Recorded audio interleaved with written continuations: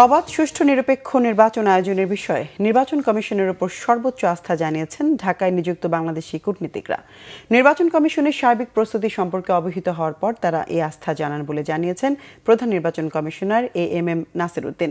দুপুরে রাজধানীর একটি হোটেলে বিদেশি কূটনীতিকদের সঙ্গে বৈঠক শেষে সাংবাদিকদের প্রশ্নের জবাবে সিসি এসব কথা জানান। যত ডিপ্লোম্যাটসরা আসছে, যারা ইউএন এজেন্সিসের যারা রিপ্রেজেন্টেটিভস আছে, তারাও ছিল।